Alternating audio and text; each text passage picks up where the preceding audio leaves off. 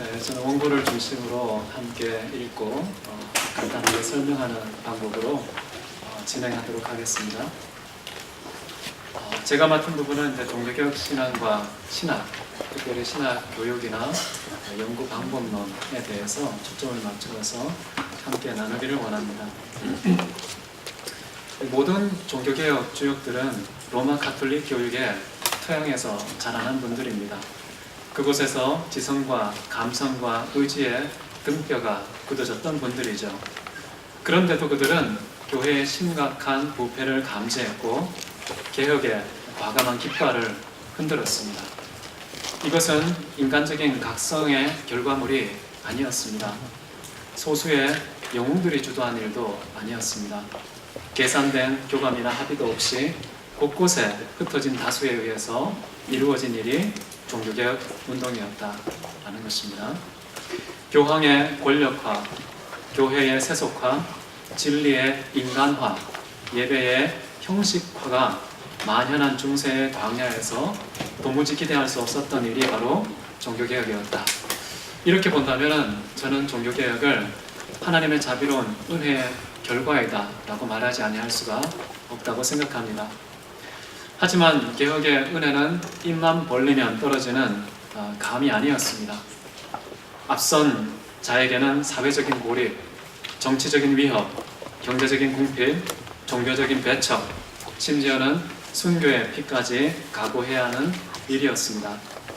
지금까지 배우고 익숙했던 신앙과 문화와 공동체와 지식과의 단절이 주는 그 아픔이라는 것은 실로 말할 수 없이 막대했습니다.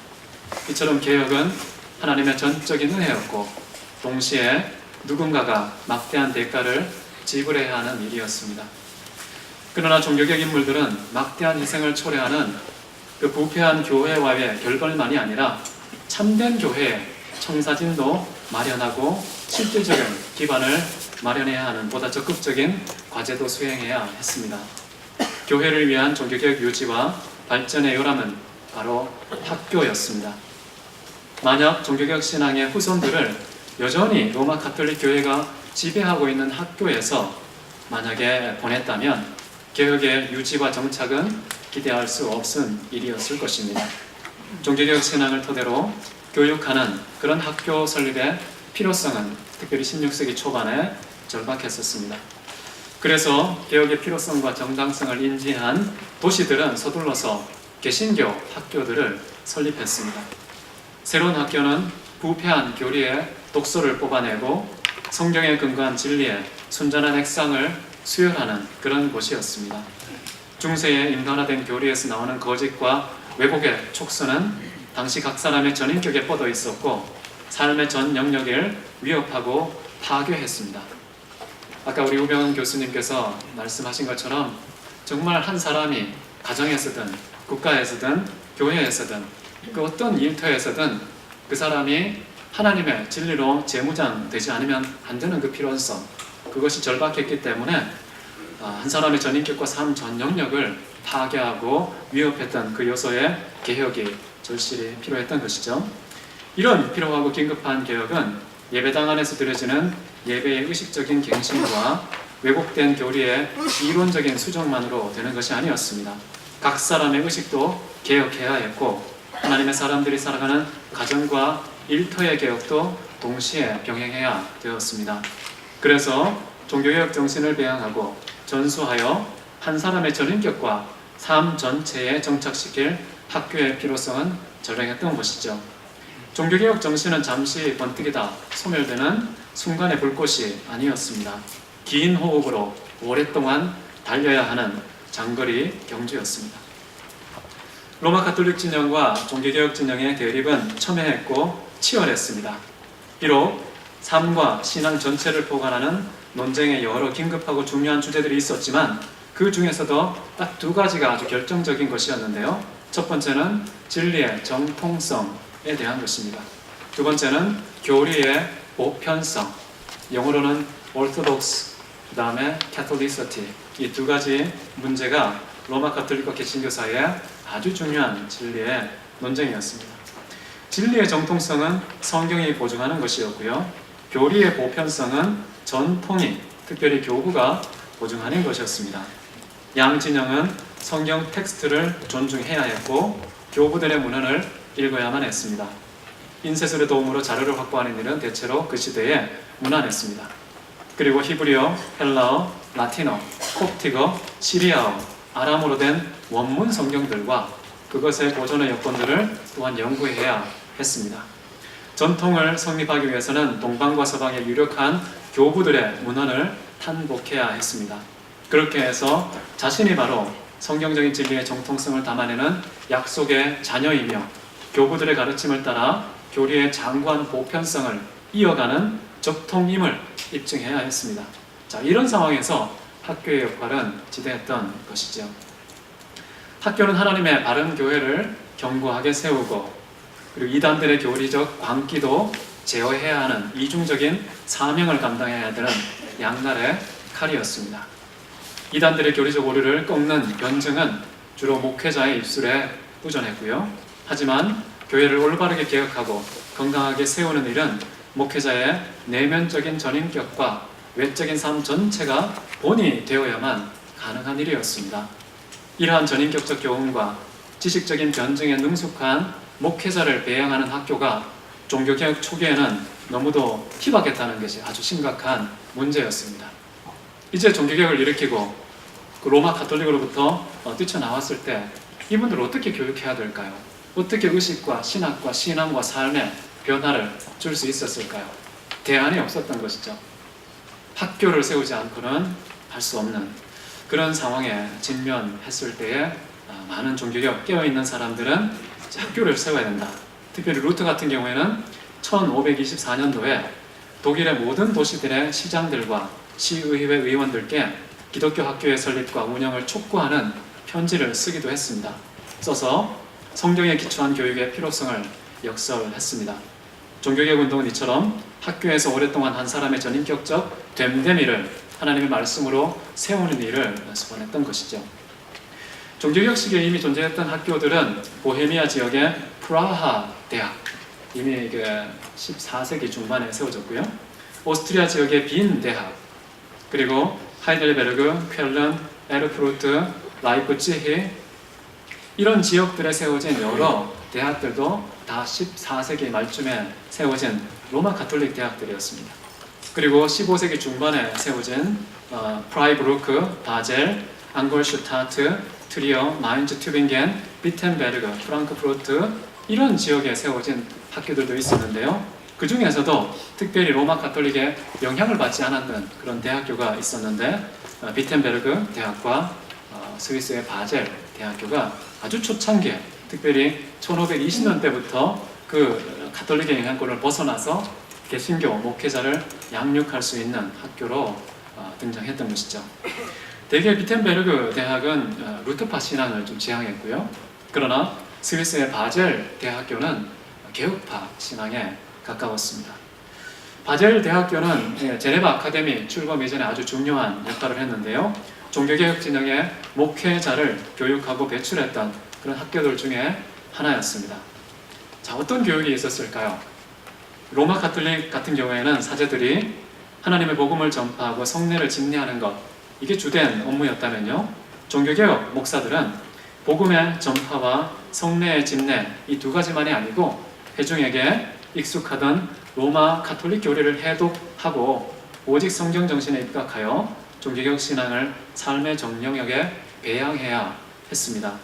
그래서 개별적인 신방이 아주 필수적이었고요. 인격적인 교류가 있어야 했고 차세대의 교리교육, 교리문답 교육을 통해서 세상에서 봉사의 선한 일을 감당하는 하나님 앞에서의 온전한 사람을 양육해야 했고 차세대의 지도자도 양육해야 했습니다. 교회의 실질적인 개혁을 위하여 권징도 시행하기 위해서 의로운 판단력을 교회에 제공하는 책임도 신학교에 있었던 것이고요. 이 일을 위해서 이러한 일들을 수행할 목회자의 철저한 준비가 필요했습니다. 특별히 바젤대학교 아주 특별한 사람들이 있었다면요. 오클람파 디우스라는 사람이 가장 초창기에 바젤대학교를 세워나갔었고요. 그 이후에 모든 사람들은 늘 오클람파 디우스의 권위를 내세우면서 우리 학교는 개혁파 신앙을 추구한다. 이런 것을 말했던 것이죠. 미코니우스는 루터파 신학이 좀 가까웠지만 그분이 또 이어받았고 그 다음 등장한 사람이 그리네우스라는 사람입니다. 마치 제네바의 칼빈처럼 바젤을 개혁 도시로 바꾼 그런 인물이 요하네스 그리네우스라는 사람입니다. 이제 그분의 사위가 누구냐 하면 폴라누스라는 사람입니다. 그 사위가 이제 폴라누스고 그 폴라누스를 통해서 그 바젤 신학교는 어쩌면은 제네바 대학교보다 훨씬 더 강력한 개혁을 추구하고 또 훨씬 더 거대한 신학의 규모를 구축하는 그런 일을 감당했습니다. 자, 나아가서 종교개혁 신학의 신학적인 체계화, 교육화, 고백화, 보편화, 생활화 이런 것들이 보다 본격적으로 추진된 것은 칼빈의 등장과 제네바 아카데미 개설과 더불어 촉진되었다. 저는 이렇게 해석하고 있습니다.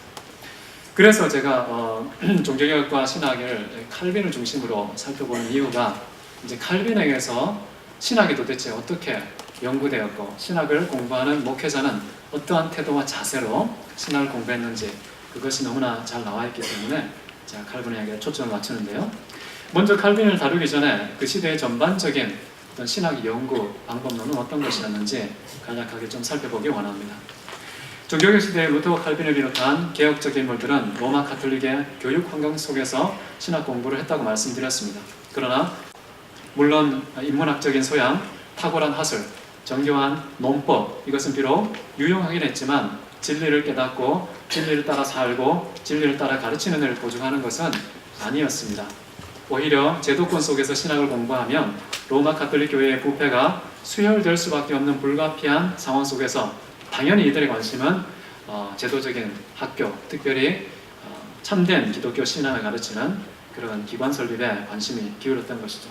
그들에게 하나님을 향한 경건이라는 것은요, 하나님을 아는 지식을 위한 가장 중요하고 우선적인 준비였다라고 해석할 수가 있겠습니다. 종교개혁 시대의 신학 연구에 대해서는 특별히 리차드 멀러의 연구가 유용한데요.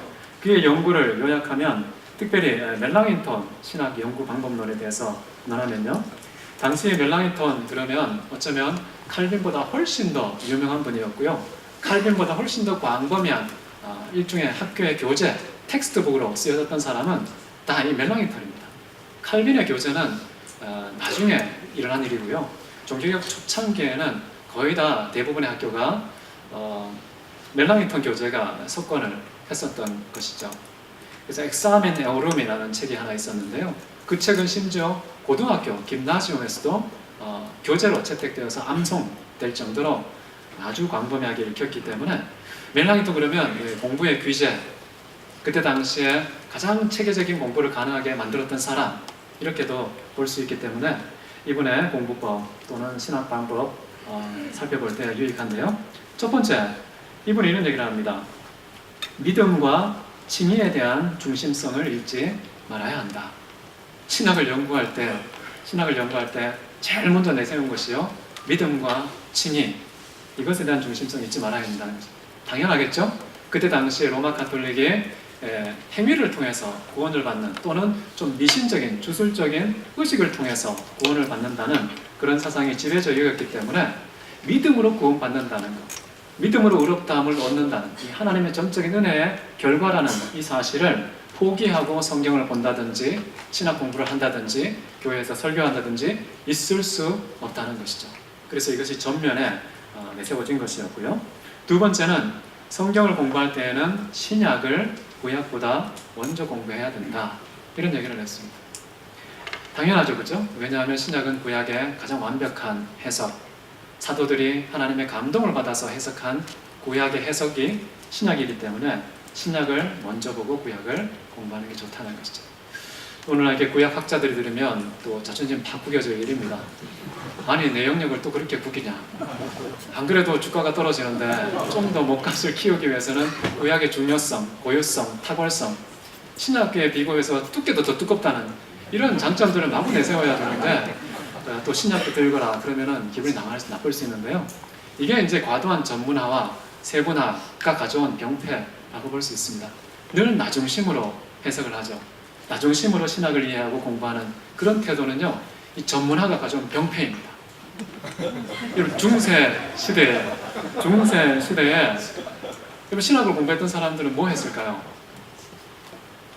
중세에도요 히브리 헬라어 읽었습니다. 라틴어만 본 거 아니에요. 진짜 제대로 공부한 분들은요 창세기부터 요한계시록까지 싸그리 다 읽습니다.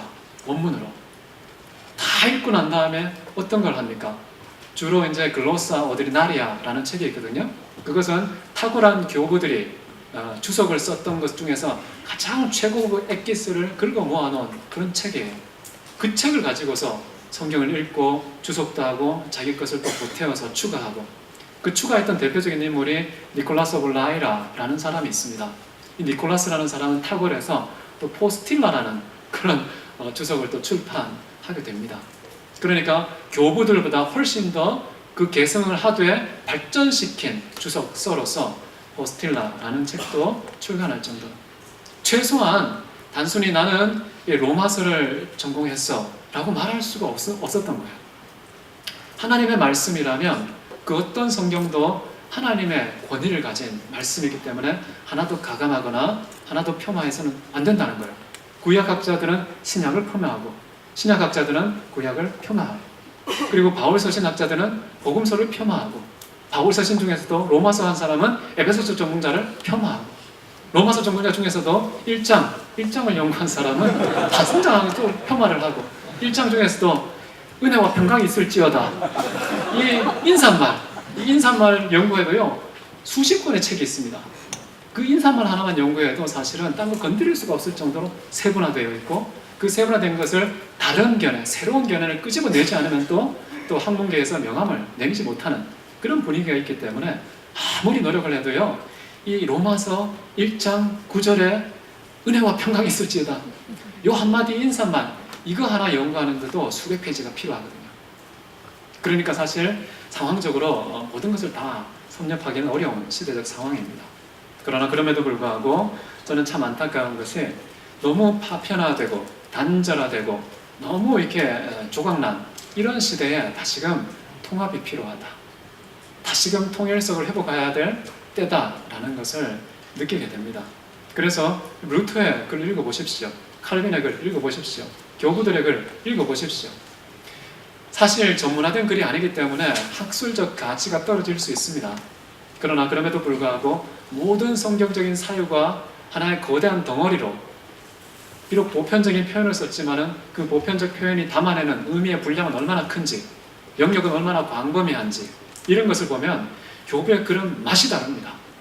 오늘날 신학자들 글 그리면요 은혜가 없고요 진리에 대한 설렘, 가슴 뛰는 그런 반응들이 나타나지가 않습니다. 그래서 저는 교부들의 글을 참 좋아하고, 그리고 종교개혁 시대 17세기까지 정말 책을 읽으면은 그 포괄성에 감동됩니다. 성경 전체가 통일적으로 아우러져 있는, 어떤 주제를 논하더라도 마치 신론에서 종말론까지 다 아우러져 있고요, 창세기부터 요한계시록까지 어떤 주제를 논하더라도 다 아우러져 있는 이런 방식의 통일적인 사고가 제가 볼 때는 필요한 시대다라는 생각이 듭니다. 오늘날 우리가 좀 일반 학문을 잘 모를 수도 있겠지만요, 컨실리언스라는 말이 있는데요, 이것은 통섭이라고 번역된 책 이름입니다. 에드워드 윌슨이라는 사람이 하버드대 철학 교수였는데요, 이분이 이 책을 쓰면서 자연과학과 인문학의 통합을 시도했습니다. 통합 시도의 근원은 뭐냐 하면 물리 법칙이 통용되는 것만 지식으로 인정하자 라는 차원에서 일종의 이렇게 유물론적 통일성을 주장했던 것이죠. 그것이 뭐 다 담아낼 수 없잖아요.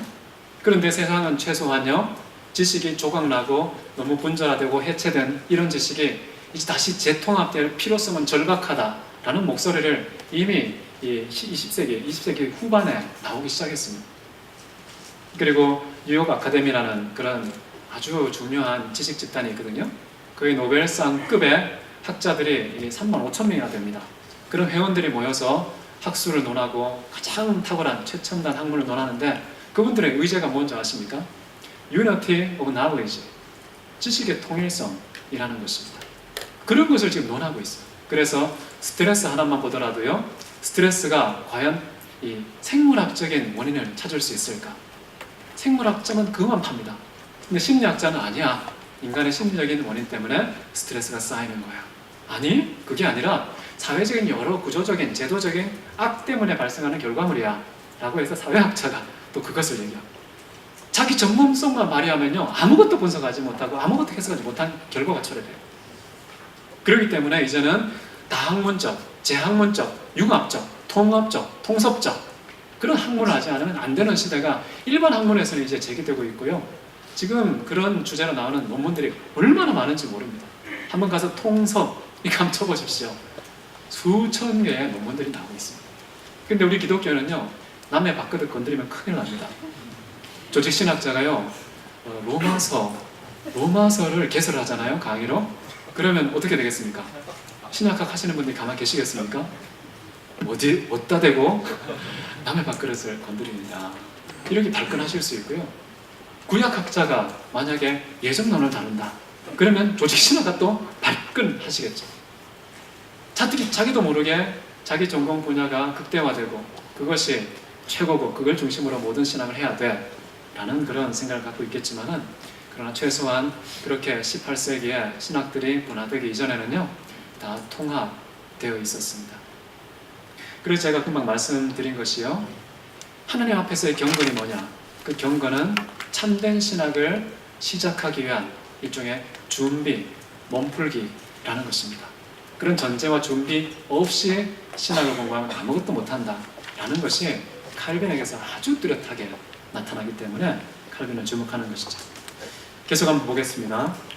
제가 이제 저게 원고가 나올 줄 알았는데요, 원고가 나오면은 좀 더 눈으로도 보고 듣기도 해서 좀 이중적으로 이해를 할 수 있겠는데요, 안 나오니까요 귀를 쫑긋 세우셔서 좀 들으시면 좋겠습니다. 칼빈은요, 어떠한 경건도 없이 어떠한 경외도 없는 곳에서는 하나님을 아는 지식도 없다, 이런 얘기를 했습니다. 그렇게 탁월한 인문학으로 시작했던 그 칼빈이 하나님 말씀 앞에서 하나님 말씀을 대하는 태도가 하나님을 향한 경외심과 경건 없이 단 한 자의 지식도 깨달을 수 없다라고 선언하는 것이죠. 그는 경건을 멸시하고 사근에 치우치고 겉멋에 빠지는 사변적인 신학의 전형적인 모습을 경계했던 것이죠. 인용문입니다.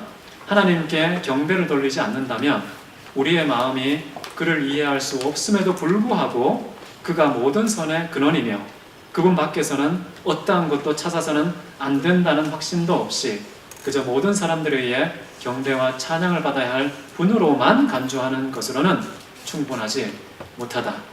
이게 복문이 여러 개 섞여 있어가지고 무슨 소리 하는지 잘 이해가 안 되실 텐데요. 칼빈은 하나님을 이해하는 신학의 온전한 준비는 경건 없이는 안 된다는 그런 말이고요. 그 경건의 참된 정의가 뭐였느냐? 칼빈이 이렇게 얘기합니다. 사랑과 결합된 하나님 경외이다. 사랑과 결합된 하나님 경외가 없이는 신학에 단 한 걸음도 내디딜 수 없다라고 얘기하는 것이죠.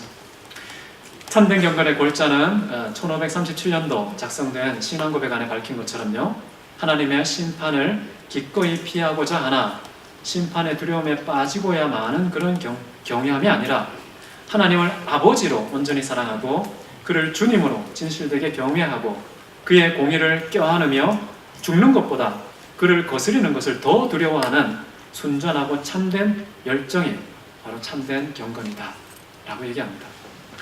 죽는 것보다 하나님 거스르는 게 더 무섭다는 것이죠.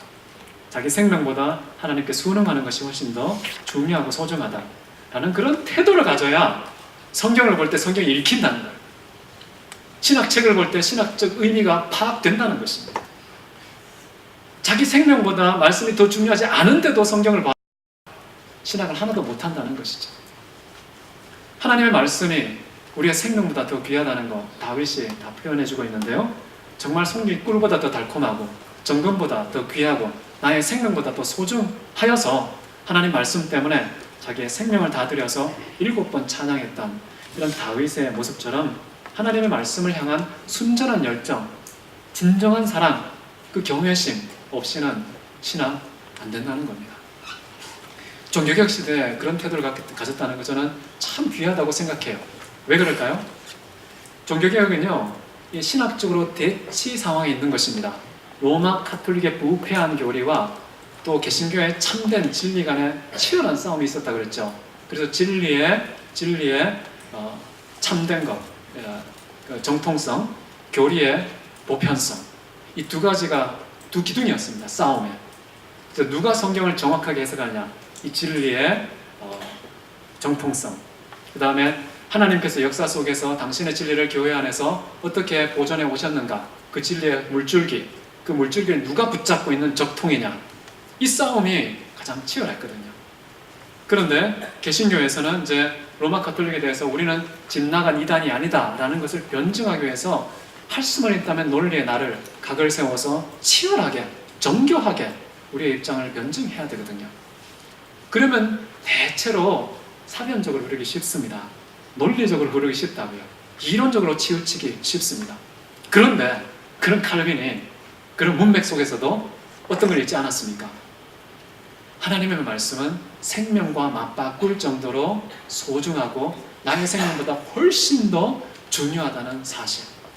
사람은 잠깐 태어났다가 안개처럼 사라지지만 이 말씀은 영원토록 보존되기 때문에 당연히 자기 생명보다 더 소중하다는 판단력을 칼빈은 갖고 있었습니다.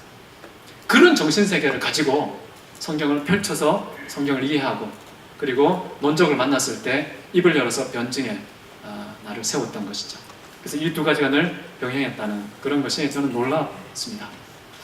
칼빈은 우리의 경건이 하나님을 알아가는 배움의 준비이며, 역으로 하나님을 아는 지식은 하나님을 향한 경건의 준비이다. 이게 서로 상호 보완적인, 선순환적인 관계성을 경건과 하나님을 아는 지식이 서로 연결되어 있다는 것이죠. 그래서 이런 말을 합니다. 우리의 지식은 먼저 두려움과 경외를 가르치는 일에 기여해야 하고, 그리고 나서 우리의 안내요, 교사격인 이 지식으로 우리는 모든 선을 그에게서 추구해야 하고, 받은 그것을 그에게로 돌려야 함을 배워야만 한다. 배워야 하는 것이 첫 번째가 뭐냐면요, 하나님을 향한 경외와 두려움, 이걸 먼저 배워야 되는데요, 우리가 아는 모든 신학적 지식은 하나님 경외라는 그런 깨달음으로 이어지지 않으면 신학이 아니라고 얘기하는 것이죠. 이게 굉장히 저는 중요한 거라고 생각하고요. 그리고 이 지식이 마치 안내자여 교사로서 뭘 해야 되느냐, 우리는 모든 선을 하나님으로부터 이제 추구하는 것을 또 배워야 된다 라고 얘기하는 겁니다. 하나님을 아는 지식이 우리에게 있으면 반드시 그를 경외하고 두려워하는 마음 생긴다는 것이죠.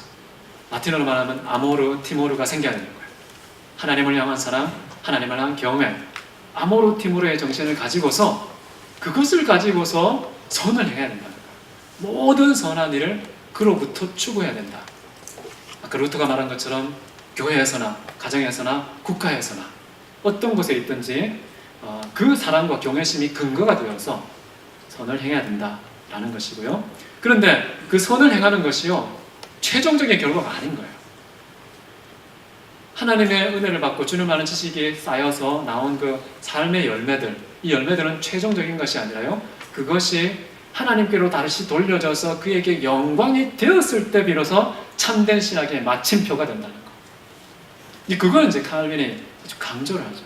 그러니까 이제 칼빈의 신학을 영광의 신학이라고 합니다. 여러분, 먹든지 마시든지 무엇을 하든지 다 하나님의 영광을 위해서 해야 되는데요, 여러분, 신학함이 하나님을 영광을 위하지 않는다면 이 신학이라는 것은 이 물 마시는 것보다 못한 것이 된다 라는 것이죠. 제가 잠깐 물을 마시겠습니다. 신학보다 못한 거예요.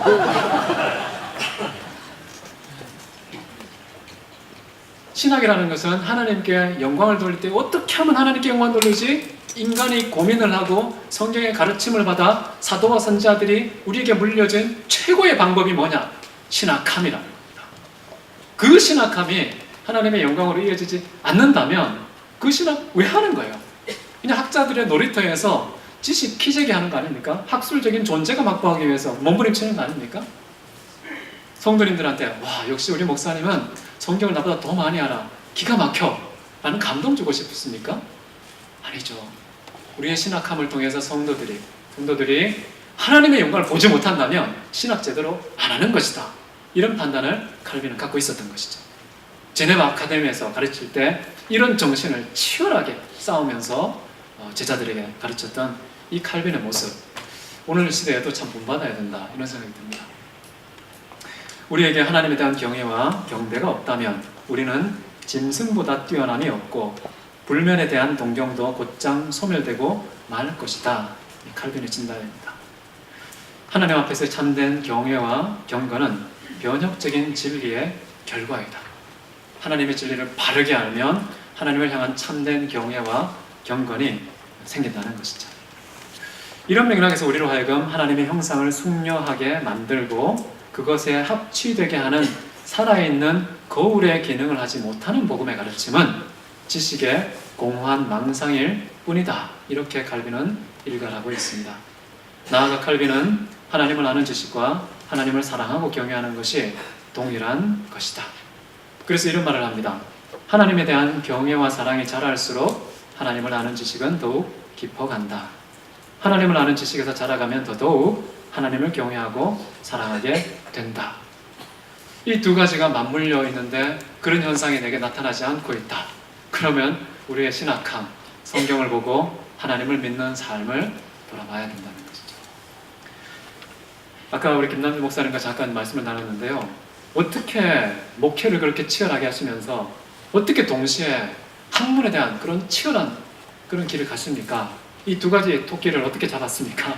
여쭤봤더니 답변이 이거였습니다. 이 속에 진리에 대한 타오르는 열정, 그것이 두 가지를 가능하게 한다는 것이죠. 그런 것 같아요. 이 사랑과 진리가 입맞추면요 끝입니다. 여러분 뭐가 잘 안 되고 이거 하면 저거 안 되고 저거 하면 이거 안 되잖아요. 해법이 뭡니까? 진리와 사랑이 내 안에 입맞추면 됩니다. 그게 바로 이제 예수 그리스도의 십자가의 도라고도 볼 수가 있겠죠. 자, 이렇게 말씀했고요. 그 다음에 우리가 하나님의 공손한 아들들과 수능적인 종들이 됨이 없이는 하나님을 주님과 아버지로 아는 것은 불가능한 일이다. 이처럼 칼빈은 지식과 경건과 순종의 통합적인 신학 연구 방법론을 추구했다. 저는 이렇게 결론을 내렸고요. 자, 칼빈은요, 아브라함과 모세와 엘리야와 이사야를 주목하면서 그들에게 하나님을 아는 지식과 신학이 가능했던 것은 무엇 때문일까요? 이런 질문을 던지면서 그들의 연약함과 우둔함과 부패성과 완고함을 그들에게 보여주셨다는 겁니다. 하나님께서. 아브라함, 모세, 엘리야, 이사야에게도 그들의 연약함, 우배함, 부패, 완고함 이런 것들을 보여주었다고 얘기를 하고요. 그리고 난 다음에 그들로 하여금 하나님께 무릎 꿇게 만들고 믿음을 일으켜서 믿음으로 성경에 약속한 그리스도 예수를 발견하게 하고 연합하게 하고 인치시는 성령의 성령적인 역사가 있었기 때문임을 지적했습니다. 그러니까 하나님과 신적인 것들은 모두 인간의 인지적인 능력을 넘어서는 것들이기 때문에 우리 스스로는 하나도 발견할 수 없다. 성령의 천상적인 은총 없이는 인간의 어떠한 방법을 동원해도 깨달을 수 없는 것들이다. 이런 말을 했습니다. 그리고 이사야서 6장 5절을 주석하면서 이런 말을 했습니다. 하나님이 당신을 드러내기 전까지는 우리가 누군지에 대한 지식과 검증은 시작조차 못한다. 이런 주석을 했습니다. 하나님은 무한한 분이시고 전능하신 분이시고 우리가 측량할 수 없는 빛 가운데 거하시면서요, 그의 길, 그의 판단 헤아릴 수 없습니다. 그런 분 어떻게 알 수 있을까요? 오직 그분이 스스로 당신을 우리에게 나타내기 전까지는 신학에 단 첫걸음도, 단 시작도 못한다. 이렇게 이야기를 하는 것이죠. 그래서 신학함이라는 것이요, 기도와 분리될 수가 없습니다. 자기를 전적으로 포기하고 성령의 강력한 역사를 초청하는 그 기도 없이는 신학이 이루어질 수 없는 것이죠. 그래서 하나님께서는 사도들에게 어떤 말씀하셨습니까? 사도들은 기도와 말씀에 전무해야 된다. 이 기도라는 게 선행하고 있죠. 기도를 통해서 철저히 나를 포기하면 나를 포기한 만큼 하나님을 합니다. 나를 철저하게 사랑하지 않고 하나님을 철저하게 사랑할수록 사랑한 만큼 하나님을 알게 된다는 것이죠. 그런 방식으로 하나님께서는 당신을 알리기를 원하신다 하는 거예요. 이거 하나님의 섭리입니다. 하나님께서 다른 방식으로 알려주실 수 있잖아요. 그런데 하나님이 알려주시는 방식은 아주 특이합니다. 하나님을 사랑하지 않으면 알지 못하도록 그런 방식으로 당신의 계시를 섭리하고 계신다라는 것이죠. 우리는 심히 부패하고 거짓되어서요, 하나님이 자신을 드러내기 전까지는 우리 자신을 사람이 아니라 신으로 여기게 된다. 그렇게 함으로써 우리의 인생은 헛된 상상물로 전락하며 거짓과 진리를 혼돈하고 어두움 가운데서 살아가게 된다. 하나님의 도우심, 성령의 조명이 없으면요, 인간은 신기합니다. 자신을 반드시 신으로 여깁니다. 신의 대접을 받고 싶어 합니다. 1차적으로 나 자신이 나를 신으로 대접합니다. 그리고 타인이 나를 신으로 대접하지 않으면 이제 싸웁니다. 전투를 벌이죠. 그게 이제 인간이라는 것입니다. 원래 본성이 부패하고 거짓되어 있기 때문에 본성적으로 인간을 신격화하는 그런 일들이 있다는 거예요. 그게 이제 아담과 하와에게서 처음 나타났다고 얘기합니다. 아담과 하와도 잘 견디다가 하나님과 같아질 거야 라는 유혹이 등장하자마자 이제 꺾여서 타락했던 것처럼요, 지금도 아직 하나님의 도우심, 성령의 조명 받지 못한 사람들은 아담의 타락한 상태하고 똑같이 언제나 신격화하려는, 하나님과 같아지려는 그런 성향이 본성적으로 나온다는 것이죠. 칼빈은 자신의 교회학 안에서도 이런 말을 합니다. 사람이 먼저 하나님의 얼굴을 관조하고 그 응시에서 내려와 스스로를 살피지 않으면 자신에 대한 순수한 지식에도 이르지 못한다. 자, 이런 얘기를 하고 있습니다. 이 모든 것은 결국 사도행전 17장 28절에 보면 우리가 그를 힘입어 알고 존재하고 기동하느니라. 자, 이 말씀에 근거해서요, 인간의 모든 지정의, 인간의 모든 전인격적 활동, 인간의 삶 전체 다 하나님을 힘입어 이루어지고 있다는 것이죠. 그래서 당연히 하나님을 아는 지식은 그분을 의지하지 않을 수가 없다는 그런 얘기를 하고 있습니다. 자, 이렇게 얘기를 하면서요, 청산적인 것이든지 지상적인 것이든지 진리의 지식에 이르는 주관적인 요소로서 성령의 역사와 더불어 칼빈이 동일한 비중으로 강조한 것은 성경의 객관적인 계시였다. 방금 전까지는 이제 성령의 도우심, 성령의 조명에 대해서 얘기했잖아요. 그런데 객관적인 요소로서 성경을 얘기하는데요, 칼빈이 신학을 하면서 성경에 대한 태도가 참 아름답습니다. 보시면 이렇게 볼 수 있겠는데요, 성경은 알아야 할 필요하고 유익한 것들은 하나도 간과하지 않으면서 유익한 지식 이외에는 어떠한 것도 가르치지 않는 성령의 학교이다. 이렇게 얘기를 했죠. 여러분, 이렇게 아디아포라라는 거 들어보셨죠? 성경에 명시적으로 이래라 저래라 말하지 않은 사안에 대해서 어떻게 해야 될까? 대체로 루터주의는요, 이렇게 합니다. 성경이 아무 얘기 안 했으니까 해도 돼. 근데 개혁파는 어떻게 할까요? 성경이 굳이 하라고 말하지 않았는데 왜 해? 이런 태도를 취합니다. 왜 그러냐면요, 칼빈이 이런 생각을 갖고 있어서 그래요. 우리가 반드시 필요한 것은 언제든지 성경 안에 있다는 거예요. 그리고 성경 안에 있는 어떤 것도 우리에게 필요하지 않은 것이 하나도 없다라는 그런 태도를 갖고 있었기 때문에 그런 것이죠. 그래서 성경에 우리에게 모든 필요가 다 들어있기 때문에 거기서 침묵한 것에 대해서는 필수적으로 해야 될 필요가 없는 것이다 라고 판단하게 되는 것이죠. 이 성경에 대한 태도가 어떠냐에 따라서 우리의 판단과 태도가 좌우되는 것이죠. 그리고 하나님의 진리를 배움에 있어서 가장 탁월한 절제의 적정선이 무엇이냐, 이런 얘기를 합니다. 우리가 배움에 있어서 항상 하나님을 따라야 할 뿐만 아니라 스스로 교리의 결말을 지으려고 할 때라도 지각하고 싶어함을 중단하는 것, 이것이 바로 적정선이라고 얘기합니다. 오늘날 동성애를 비롯해서 굉장히 많은 신학적 난제들이 있지 않습니까? 세상 사람들이 계속해서 물어오죠. 칼빈은 어떻게 합니까? 정말 내가 이 결론에 도달해서 저 사람들 다 꺾어버릴 거야. 저 사람들의 잘못된 주장 다 입을 다 막아버릴 거야. 라는 마음을 가지고 원하는 그 결론에 도달하고 싶어요. 그런데 그 결론 도달하기 직전에 성경이 침묵하고 있어요. 어떤 태도 취해야 될까요?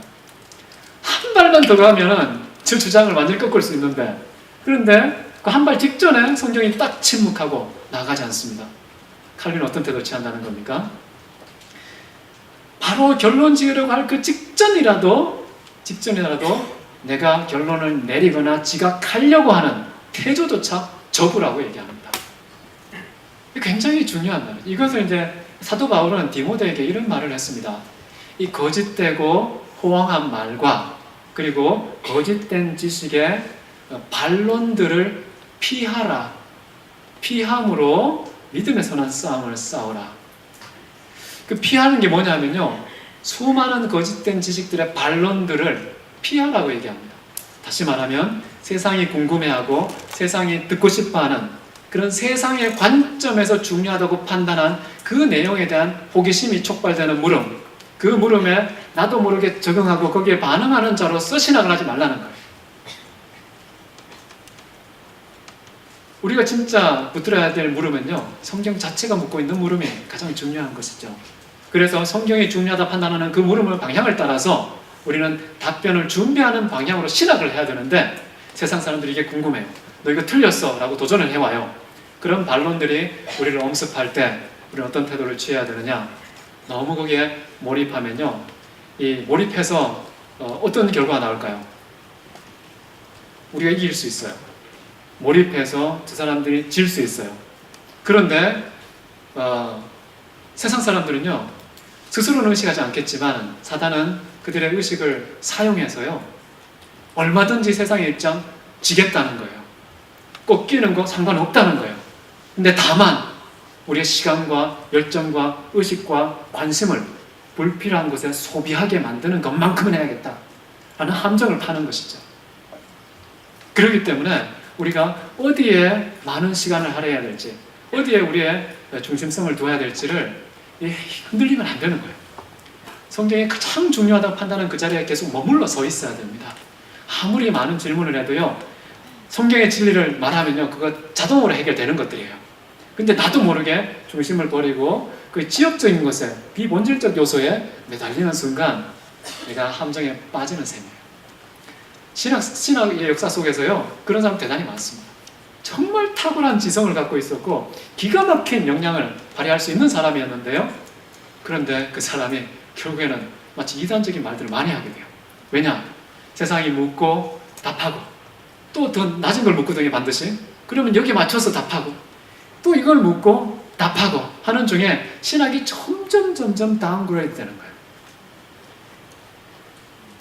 이게 세상 유혹입니다. 자기들 얼마든지 지겠다는 거예요. 그러나 너희들만큼은 끄집어 내려서 여기에 초점을 맞추도록 만들겠다.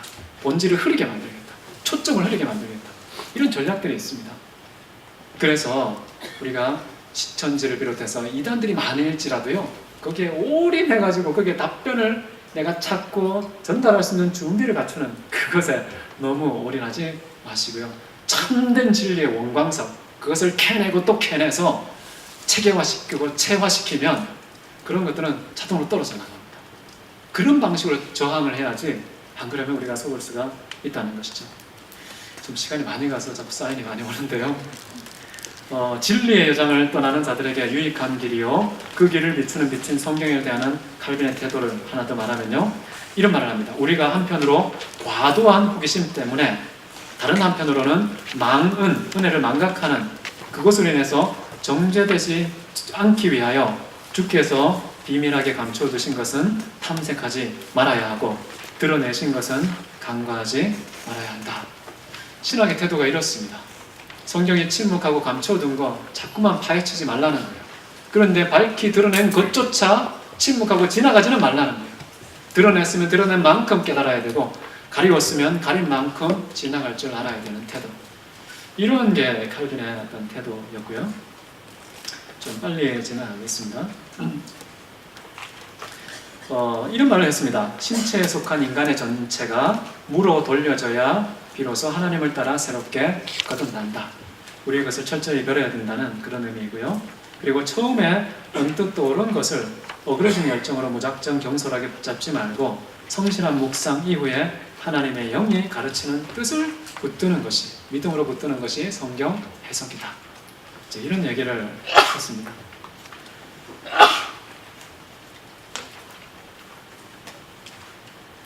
저는 이제 칼빈에 대해서 이제 이런 표현을 썼는데요. 칼빈은 정말 포괄적인, 통합적인, 종합적인 그런 신학자라고 볼 수 있는데요.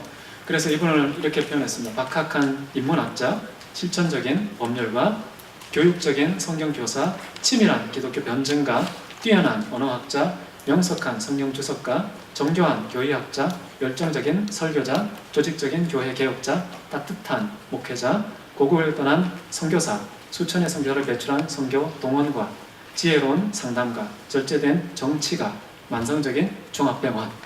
마지막은 이제 별로 좋은 건 아닌데요. 어쨌든 이 칼빈은 뭐든지 종합입니다. 병조차도 종합적인 그런 분이었는데요. 이제 이분이 신학함에 있어서 모델이 됐던 분이 누구냐면 예수님이세요. 예수님의 말씀 제가 잠깐 읽어드릴게요. 마태복음 9장인데요. 예수께서 모든 도시와 마을에 두루다니사 그들의 회당에서 가르치시며 천국 복음을 전파하시며 모든 병과 모든 악한 것을 고치시니라. 무리를 보시고 불쌍히 여기시니라. 이것을 이제 네 가지로 이렇게 구분을 하게 되면 이제 칼빈이 네 가지 구분합니다. 그래서 가르쳤다, 예수님께서 가르쳤다, 전파하셨다, 고치셨다, 불쌍히 여기셨다. 불쌍히 여겼다는 것은 이제 구제를 얘기합니다. 그래서 하나님의 진리가 들어가는 곳은 항상 이렇게 돼야 된다고 말하면서요. 학교를 세워 가르쳐야 되고, 교회를 세워 선포해야 하고, 병원을 세워 치료해야 되고, 재단을 설립해서 구제해야 한다.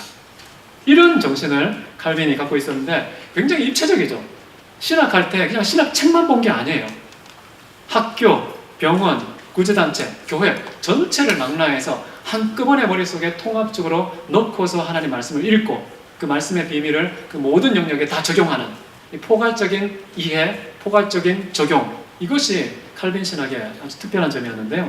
그래서 이분은 교회 안에서 이렇게 얘기합니다. 선포하는 설교의 직분자가 있어야 되고, 겸손과 섬김의 방식으로 다스리는 치리의 직분자가 있어야 되고, 가르치는 교육의 직분자가 있어야 되고, 구제하는 긍휼의 직분자가 있어야 된다. 그래서요, 제네바 안에 어떤 걸 세웠냐면 교회법을 정비하고 시행하여 건덕을 세우려는 치리회를 세웠고요, 목회자의 경건을 점검하고 진리를 올바르게 세우고 공유하고 선포하기 위한 목사회, 그 다음에 건강한 시민과 건강한 성도와 준비된 목회자 교사를 양성하기 위한 제네바 대학, 아픈 사람을 돌아보고 가난한 사람을 구제하기 위한 종합구빈원, 그리고 프랑스 구호기금, 이렇게 네 가지를 다 해서요. 그리고 반드시요, 목사는 목사회에 참석해야 됩니다. 그리고 목사와 장로는 치료회에 참석해야 했습니다. 교사는 학교에 참석해야 됐고요, 집사는 구빈원에 참석해야 됐습니다. 그렇게 해서 역동적이고 입체적인 신학이 포괄적으로 모든 성도가 동원된, 한 사람도 예외 없이 어떤 영역도 배제함이 없이 모든 영역을 포괄하가 아우르되 모든 사람이 동참하면서 하나님의 나라를 구축할 수 있도록 그렇게 신학적 체계를 잡아갔다는 거예요. 나는 설교를 좀 잘하는데 이건 잘 못해 이러시면요, 안 되는 거예요. 다 잘해야 됩니다. 다. 이게 기본적으로 칼빈이 갖고 있었던 정신이었고요, 실제로 본을 보였던 모습이라는 것이죠. 바울 한번 보십시오. 바울도 똑같았어요. 예수님 어땠습니까? 설교만 잘했나요? 그렇지가 않죠. 모든 영역에 그렇게 해야 됩니다. 그래서 오늘날 이렇게 신학자, 목회자라는 말이 나오는 것이죠. 근데 이게 전문화되기 시작하면요, 나는 설교만 잘하면 괜찮아, 나는 신방만 잘하면 돼, 나는 찬양 인도만 잘하면 돼, 이렇게 전문화된 곳에 특화된 것이 마치 자기의 존재감, 목회자적 존재감을 확보하는 것처럼 생각해서 그것을 지향하고 그것을 잘 구비하면 많은 사람들에게 쓰임을 받고 인정을 받는 이런 시스템 자체가요, 상당히 큰 위기라는 것이죠. 그래서 제가 마지막 결론을 내리면요, 칼빈에게 성경은 신학의 원천, 진리는 신학의 내용, 인문학은 신학의 신형, 교실은 신학의 연습, 삶은 신학의 열매, 경건은 신학의 등뼈였다는 것입니다. 예수님의 발자취를 따르자 했던 그 칼빈은 조화로운 사상을 본받아서요, 그리고 개혁파 정통주의 인물도 그런 것을 본받아서 여기 기도에 있어서도요, 고백적인 기도와 실천적인 기도를 같이 생각했고, 설교도 말하는 설교가 있고요, 행하는 설교가 있다고 얘기하고요, 그리고 예배도 말하는 예배가 있지만 행하는 예배가 있다고 얘기하고요, 신학도 말로 하는 고백적인 그런 신학이 있는 반면에 행하는 실천적인 신학이 조화를 이루어야 된다. 신학의 고백적인 책임의 조화 없이는 교회의 균형 잡힌 개혁은 그림의 떡에 불과할 것입니다. 안타까운 것은 오늘날 신학의 과도한 전문화와 세분화를 인해 신학의 통합적인 성격이 파괴되고 신학의 단절화, 파편화, 조각화 현상이 당연한 것처럼 받아들이고 있는 그런 교회와 신학교 안에서 승인되고 있다는 사실이 가장 큰 위기를 말해주고 있습니다. 신학의 가르침과 배움에 있어서 주께서 보이시고 칼빈이 따랐던 전인격과 삶 전체를 관통하고 목숨과 마음과 뜻과 힘을 다해 이루어진 신학의 통전적인 통합적인 본질을 오늘날의 가정과 교회와 신학교가 잘 계승하고 우리의 시대에 잘 적용하여 종교개혁 운동이 이 땅에서 지속화될 수 있기를 간절히 소원하겠습니다. 감사합니다.